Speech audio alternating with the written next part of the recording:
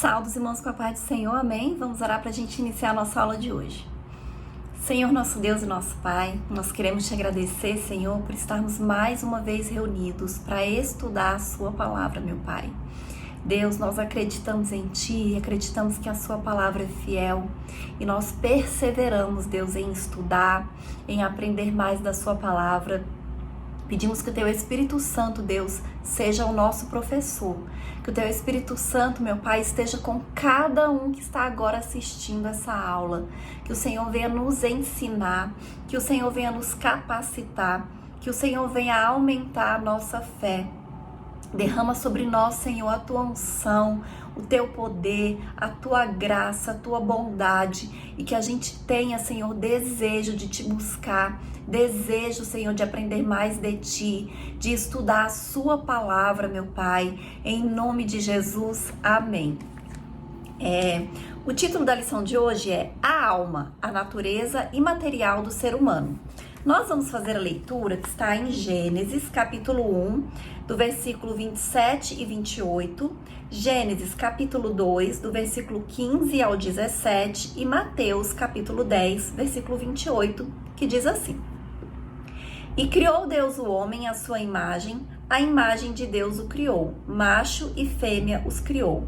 E Deus os abençoou, e Deus lhes disse: Frutificai e multiplicai-vos, e enchei a terra, e sujeitai-a, e dominai sobre os peixes do mar, e sobre as aves dos céus, e sobre todo animal que se move sobre a terra.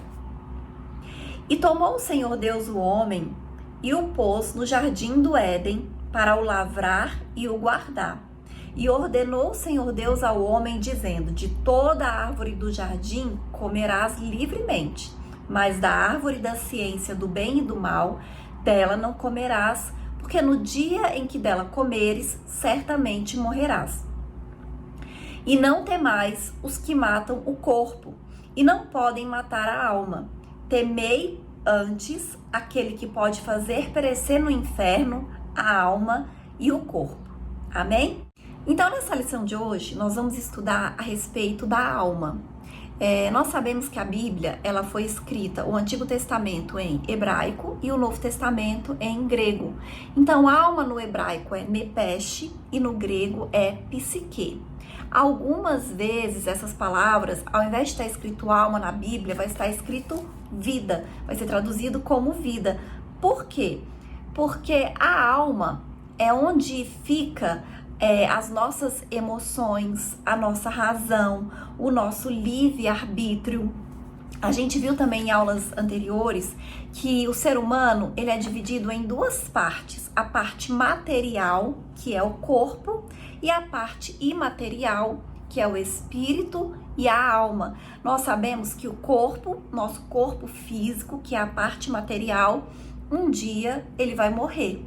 Mas o nosso espírito e a nossa alma não morrem, eles são eternos. E aí, o que vai acontecer com o espírito e a alma depende das decisões que nós tomamos enquanto estivermos vivos. Se a gente decide aceitar Jesus como o único e suficiente Salvador das nossas vidas, o nosso espírito e a nossa alma, eles vão viver eternamente, vão para a vida eterna, para o lugar que o Senhor vai criar para nós, já criou para nós, né? É o paraíso, né? O novo céu, nova terra, nova Jerusalém. Mas se a pessoa não decide aceitar Jesus, então será a morte eterna no lugar ruim, né? A Bíblia fala algumas vezes é um lago de fogo e enxofre, onde vai haver dor, onde vai haver sofrimento. Então, assim, o fato é que o nosso espírito e a nossa alma, eles são eternos, mas dependendo da nossa decisão, vai para a vida eterna ou para a morte eterna. Amém? E assim, desde o início, nós estamos falando a respeito disso nesse trimestre, né? Que como nós somos criados à imagem e semelhança de Deus, o que nos torna, né, semelhantes ao Senhor é justamente isso, né? Nós sermos criados em 3 partes: espírito, alma e corpo, com livre-arbítrio, com desejos, com emoções, com inteligência e tudo isso. E o primeiro tópico da lição diz assim: atributos da alma, de volta ao Gênesis. Então, a parte imaterial do ser humano é o que mais nos diferencia dos animais, que é a nossa alma e o nosso espírito, né? Como foi bem dito na criação. O homem, ele é um ser pessoal, criado à imagem e semelhança de Deus, com autoconsciência e autodeterminação. O Criador fez o homem seu representante e deu poder ao homem, poder de governar toda a obra que foi criada. E no texto de abertura, nós lemos uma passagem que fala justamente isso. E aí ele fala assim, inclusive assim: enchei a terra e sujeitai-a e dominai. Então, o Senhor, quando criou o homem, deu a ele poder e domínio. A sua capacidade de administração, compreensão e decisão moral é resultado do caráter consciente e autônomo da alma humana. Então, tudo isso é exemplificado originalmente na aptidão de lavrar e guardar o jardim, né? Que o Senhor criou toda a criação, criou todas as coisas, criou o homem e ele criou um jardim para o homem morar. E aí ele fala que era para Adão lavrar e cuidar daquele jardim, né? E guardar aquele jardim. E outra coisa, o Senhor nos deu a capacidade de discernir entre o certo e o errado e de fazermos escolhas, que é o livre-arbítrio. A gente tem essa liberdade e essa capacidade de escolher, de tomar decisões. Além disso, a parte afetiva do homem é demonstrada na afirmação divina da necessidade de uma companheira, né, quando ele diz que não é bom que o homem esteja só, e na expressão de satisfação de Adão, de felicidade, de contentamento ao receber Eva. Alguns historiadores, né, até falam que Adão, ele foi o primeiro poeta, né? Que o que Adão diz quando ele encontra com Eva é a primeira poesia conhecida da história da humanidade. E aí o próximo subitem diz assim: entre o espírito e o corpo. A alma do homem é a sua personalidade, é o que vai diferenciar ele. Seus 3 principais atributos são emoção ou sentimento, razão ou intelecto e volição ou vontade. Então, quais são os 3 principais atributos? Emoção, razão e vontade. Amém? Então, ele é a sede das nossas emoções, é a sede dos nossos afetos, do nosso raciocínio, dos nossos impulsos, dos nossos desejos, das nossas decisões. O ser humano, ele emprega esses atributos em sua comunicação com Deus e com o mundo físico, principalmente seus semelhantes. Então, a alma, é como se estivesse no meio. Para a gente ter comunhão com Deus, a alma usa o espírito. Para ter comunhão com outras pessoas, com o mundo físico, a alma utiliza o corpo, né? Então, os nossos órgãos sensoriais, né? O tato, o olfato, o paladar, o nariz, a boca. Então, é como se a alma estivesse no meio, entre o espírito e o corpo, entre o mundo espiritual e o mundo físico. Então, pode-se dizer que a alma funciona entre o espírito, que se conecta com Deus, o ser divino, o Criador, e o corpo, que se conecta com o mundo dos homens. Porque assim, quando a gente não estuda, quando a gente não entende, a gente fica com essa dúvida. Mas assim, o que é a alma, né? O que a alma faz? Então, a alma é isso, a sede das nossas emoções, onde está a nossa razão, a nossa vontade, os nossos desejos, os nossos impulsos e tudo isso. Amém? E o próximo subitem diz assim: a alma abatida. Então, os afetos da alma em relação a Deus são vistos na poesia do Salmo 42. Quando o salmista conversa consigo mesmo, né? Ele diz assim: por que estás abatido, ó minha alma? E por que te perturbas dentro de mim? Espera em Deus, pois ainda o louvarei na salvação da sua presença. Salmo 42, versículo 5.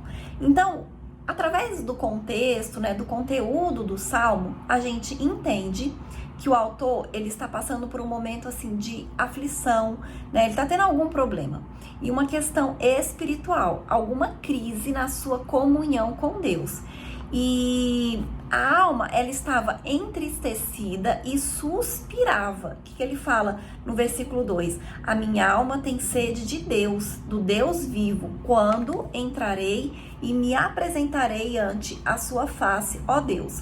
Lá no Salmo 84, versículo 2, também ilustra essa função da alma, e da mesma forma no Salmo 51, no qual Davi fala de sua tristeza e do anseio por um espírito reto, voluntário e renovado, o que devolveria alegria e integralidade do seu ser.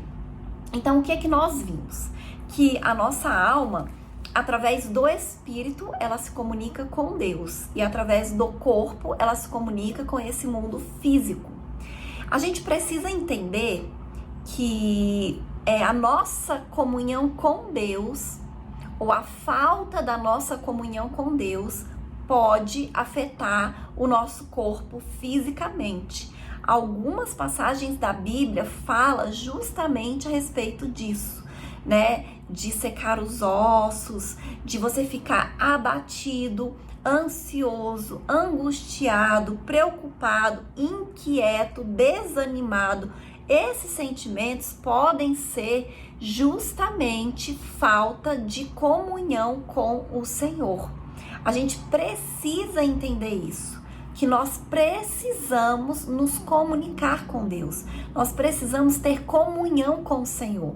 Como que a gente tem comunhão com Deus? Orando, ouvindo a voz de Deus, lendo a Bíblia, invocando o nome do Senhor, jejuando, meditando na palavra de Deus. Essas coisas, elas não são importantes apenas para o nosso espírito, mas elas também são importantes para o nosso corpo, porque quando a gente está sem comunhão com o Senhor, nós podemos ficar abatidos, desanimados, cansados, sobrecarregados. Então é fundamental para a nossa saúde espiritual e para a nossa saúde física que a gente tenha comunhão com Deus. Amém? E aí, sabendo disso, nós precisamos entender uma outra coisa muitíssimo importante. Nós não podemos ser guiados pelos nossos sentimentos. A gente não pode fazer somente aquilo que nós queremos. A gente tem que fazer aquilo que o Senhor quer que a gente faça. Então, por exemplo, tem dias que nós não temos vontade de orar. Vai ter dia que a gente não tem vontade de ler a Bíblia. Mas mesmo nesses dias, nós precisamos fazer isso, porque a gente não vai fazer aquilo que a gente quer, aquilo que a gente tem vontade. A gente vai fazer aquilo que a gente precisa fazer, aquilo que o Senhor espera de nós, aquilo que o Senhor quer que a gente faça. Amém? O próximo tópico diz assim: a natureza da alma, imaterialidade e imortalidade. O primeiro subitem diz assim: distinção de substâncias. Em Mateus 10, 28, nós já lemos, mas eu vou ler novamente, diz assim: é Jesus que está falando isso. E não temai os que matam o corpo e não podem matar a alma. Temei antes aquele que pode fazer perecer no inferno a alma e o corpo. Então aqui Jesus deixa bem claro essa distinção, essa diferença entre a parte material e a parte imaterial. E aí ele diz que a gente não precisa temer, a gente não precisa se preocupar com aqueles que podem matar o nosso corpo. A gente tem que ter muito mais preocupação com aqueles que querem fazer perecer a nossa alma no inferno. Por quê? Porque nós sabemos que a alma não vai morrer.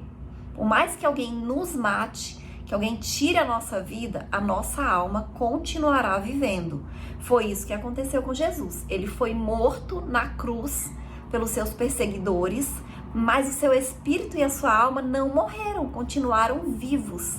É por isso que a gente não precisa ter medo daqueles que podem matar o nosso corpo, porque eles jamais poderão matar a nossa alma e nem o nosso espírito.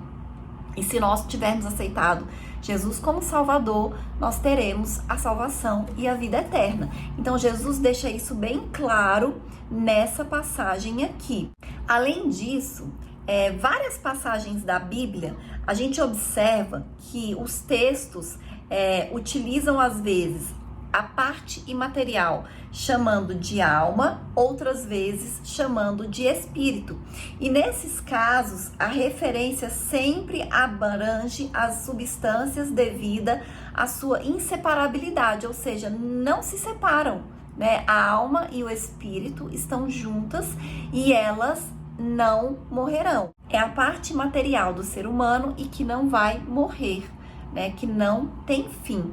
E aí Jesus mostra essa distinção, essa diferença, para ficar bem claro que existe essa diferença. O próximo subitem diz assim: imaterialidade e responsabilidade pessoal. Então, ao tratar do perecimento da alma e do corpo no inferno, Jesus refuta as concepções antropológicas materialistas existentes desde a antiguidade.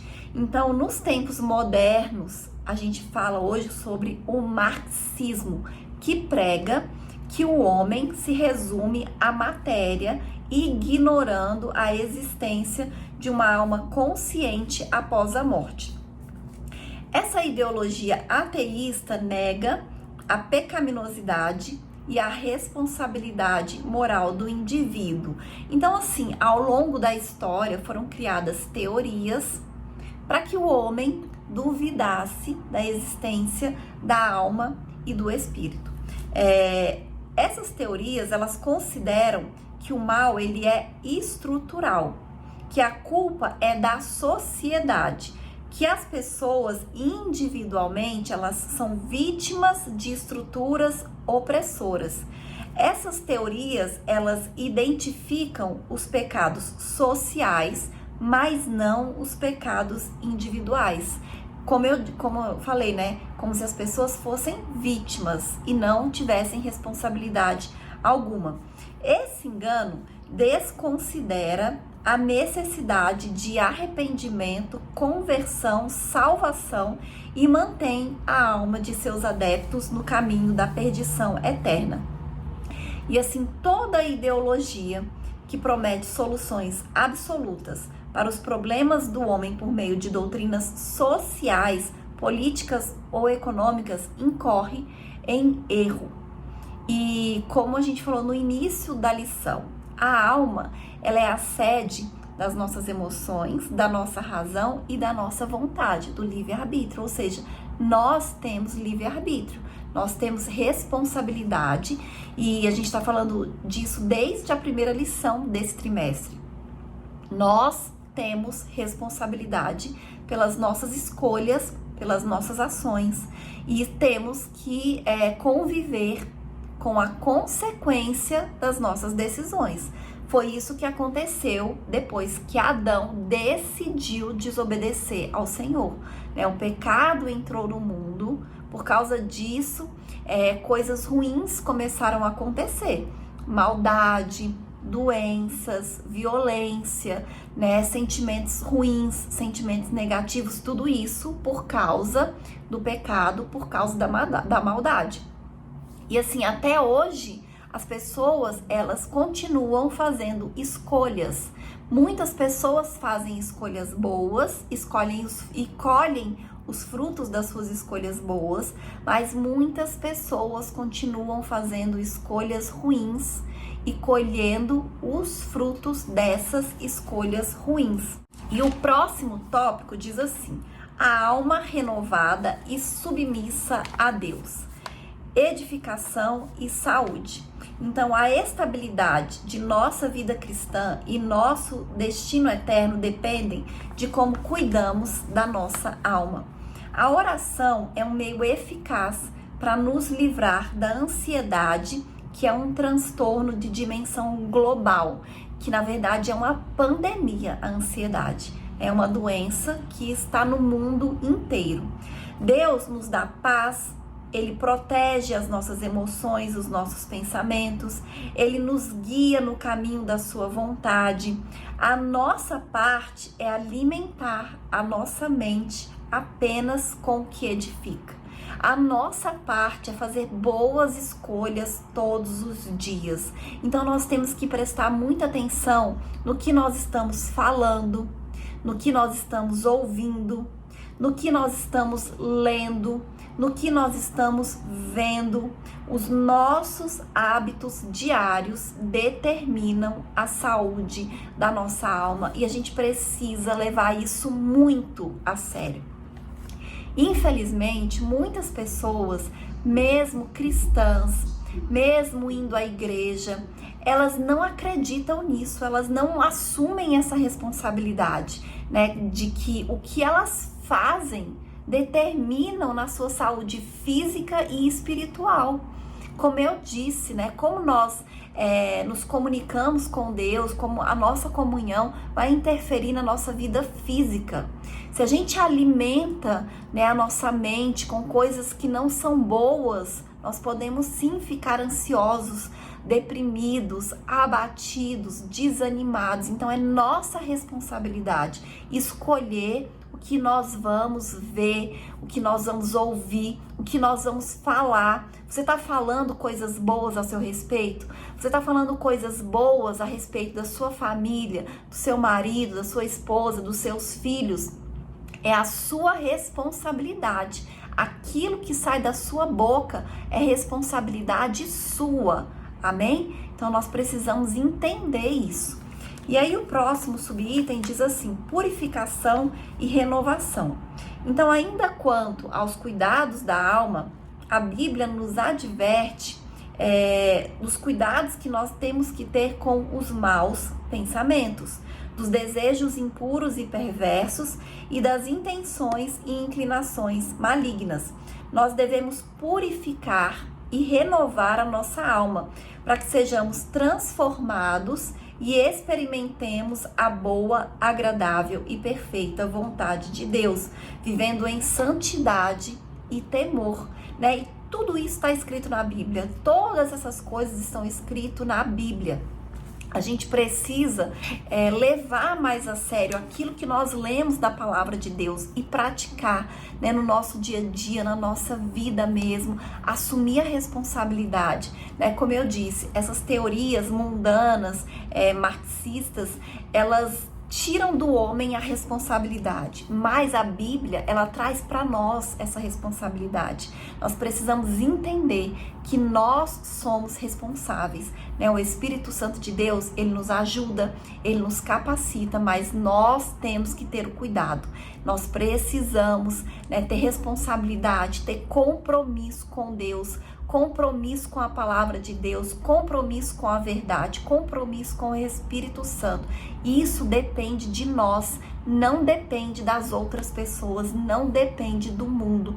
E nós precisamos entender isso. Amém? E aí eu vou ler a conclusão que diz assim: o cristão precisa viver em plena santificação, o que inclui a contínua rejeição de pensamentos, sentimentos e desejos pecaminosos, mantendo pura a sua alma. Atribui-se a Lutero a frase que diz: não podemos impedir que pássaros voem sobre as nossas cabeças, mas podemos impedir que eles façam ninhos sobre elas.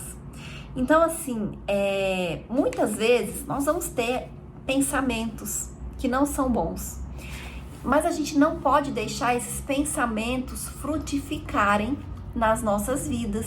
Então, sempre que vier um sentimento ruim, um pensamento ruim, nós temos que eliminar ele imediatamente. Nós temos que substituir por pensamentos bons, substituir pela palavra de Deus, né? Nós vivemos pela fé, amém? Então, nós temos que declarar palavras de fé. Nós temos que declarar palavras de vida sobre as nossas vidas. Nós temos que repreender os pensamentos que não são agradáveis ao Senhor. A gente precisa ter uma vida totalmente baseada no que nos ensina a palavra de Deus. Mas para isso é importante que a gente conheça a palavra, é importante que a gente ore, que a gente medite na palavra do Senhor todos os dias. Amém? E essa foi a lição de hoje e até a próxima aula em nome de Jesus.